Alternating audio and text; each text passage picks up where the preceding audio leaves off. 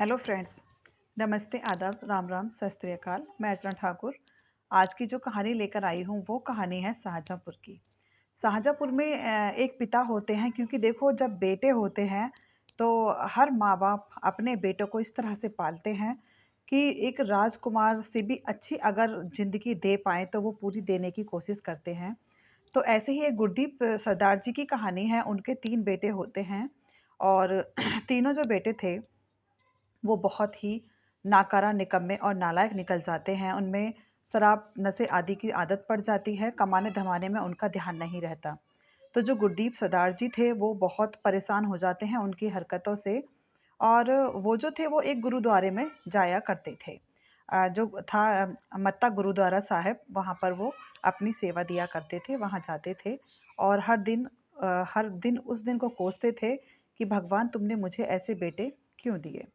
फिर उनके क्या क्योंकि वो 103 साल के लगभग हो चुके थे, तो वो यही कहते थे कि पूत कपूत तो क्या धन संचय और पूत सपूत तो क्या धन संचय।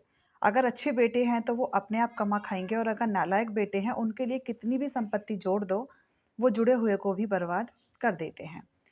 तो एक दिन उनके मन में विचार आता है कि ऐसे कपूतों के लिए पैसा जोड़ने से तो ये अच्छा है कि जो कि उनके पास करोड़ों की संपत्ति थी, वो उसका कुछ हिस्सा गुरुद्वारे में लिख देते हैं। जो नानक मत्ता गुरुद्वारा साहिब होता है, वहाँ पर वो उसे दान में दे देते हैं। जब इतनी एक संपत्ति दान में दी जाने के बाद में जो तीनों बेटे होते हैं, वो अपने पिता के खिलाफ साजिश रचते हैं और उन्हें जेल में पहुंचा देते हैं। पिता जो थे वो जेल में चले जाते हैं। तो वहाँ पर देखिए अच्छे और बुरे इंसान हर तरह से हर जगह मिलते हैं। तो जो वहाँ के जेलर साहब थे, वो देखते हैं, वो कहते हैं कि ये 103 साल के बुजुर्ग जिसके शरीर पर कपड़ा नहीं है, पैरों में चप्पल नहीं है और शरीर पर मांस नहीं है, जो कि लड़खड़ा कर चल रहे हैं दूसरों के सहारे से। तो वो जेलर साहब उनसे खुद ही मिलने के लिए जाते हैं। कहते हैं कि तुमने ऐसा क्या गुनाह किया है जो 103 साल की उम्र में तुम्हें इस जेल में आना पड़ा।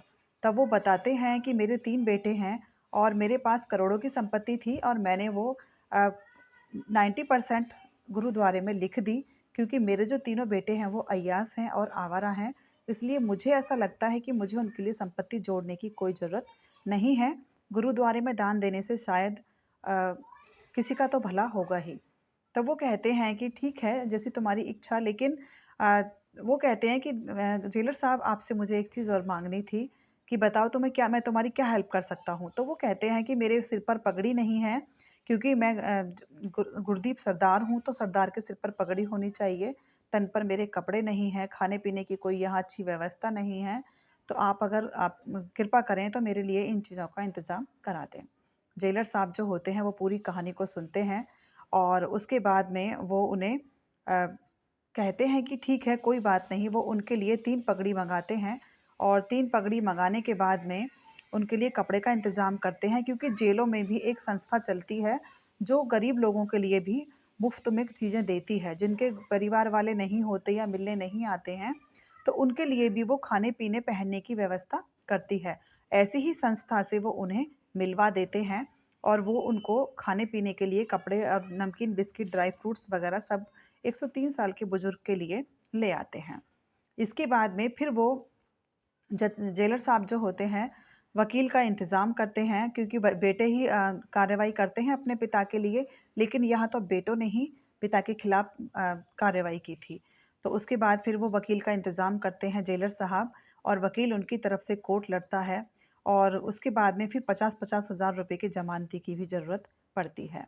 तो फिर जब उन्हें पता चलता है कि पिता छूटने वाले हैं, तो वो तीनों बेटे आकर वकीलों पर भी प्रेशर बनाते हैं और जो ज़मानती होते हैं, उनको भी वो लड़के मना करने के लिए आ जाते हैं।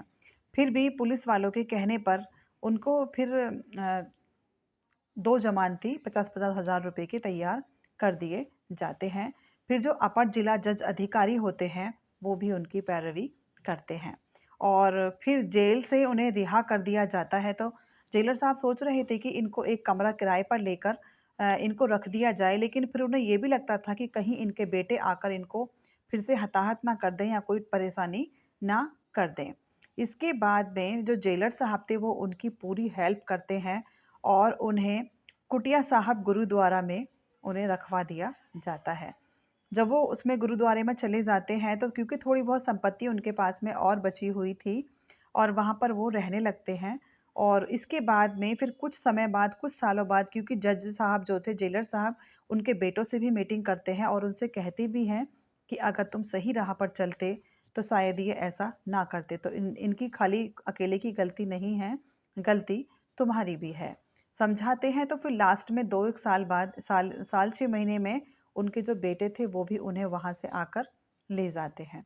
इस तरह से उनकी हैप्पी एंडिंग हो जाती है। लेकिन ये फैक्ट है कि जिन बेटों के लिए हम मन्नतें माँगते हैं, दुआएँ माँगते हैं, उनकी शादी कराते हैं, इतनी खुशियाँ मनाते हैं, वही बेटे एक दिन अ, तिरस्कार करने में बिल्कुल भी पीछे नहीं हटते हैं। तो पैसा हो ना हो लेकिन बच्चों को संस्कार ज़रूर देने चाहिए क्योंकि आज के समय में हमारे बच्चों के संस्कार धीरे-धीरे ख़त्म होते जा रहे हैं। कहानी को सुनाकर मैं किसी को परेशान करना नहीं चाहती, सिर्फ़ इतना चाहती हूँ, सावधान रहिए, सतर्क रहिए और जागरूक रहिए। Thank you.